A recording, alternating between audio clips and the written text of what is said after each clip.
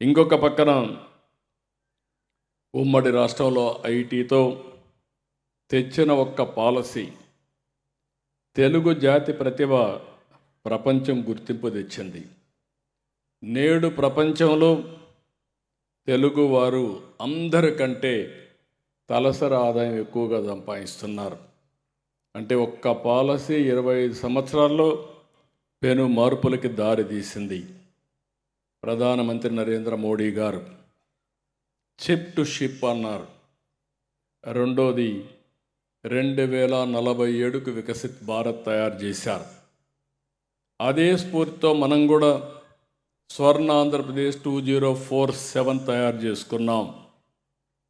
దీనికి మీకు ఒకటే విజ్ఞప్తి చేస్తున్నాం, తెలుగు జాతి 2047కి ప్రపంచంలోనే నెంబర్ 1గా తయారు కావాలనేది నా ఆకాంక్ష.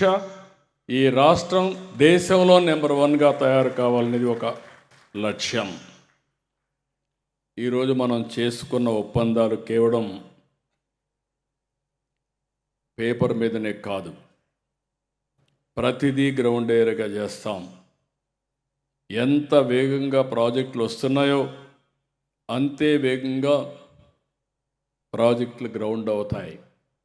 నేను కొత్తగా ఒకప్పుడు ఈజ్ ఆఫ్ డూయింగ్ బిజినెస్ మాట్లాడాను, ఇప్పుడు స్పీడ్ ఆఫ్ డూయింగ్ బిజినెస్ మాట్లాడుతున్నాం. అదే మరి గవర్నమెంట్లో కూడా స్పీడ్ ఆఫ్ డెలివరింగ్ గవర్నెన్స్ మాట్లాడుతున్నాం. ఇంకొక పక్క మీరు చూస్తే మీరు ఎవ్వరు కూడా ఎక్కడికి రావాల్సిన పని లేదు. ఒకసారి ఆన్లైన్లో మన మిత్ర వాట్సాప్లో మీరు కానీ ఎంటర్ అయితే మీకు ఏ పని కావాలన్నా చేసి పెట్టే బాధ్యత రూల్స్ ప్రకారం ఈ ప్రభుత్వం తీసుకుంటామని మరొక్కసారి మీ అందరికీ హామీ ఇస్తున్నాం. సైనింగ్, గ్రౌండింగ్, ఓపెనింగ్ 3 కూడా మా మోటో.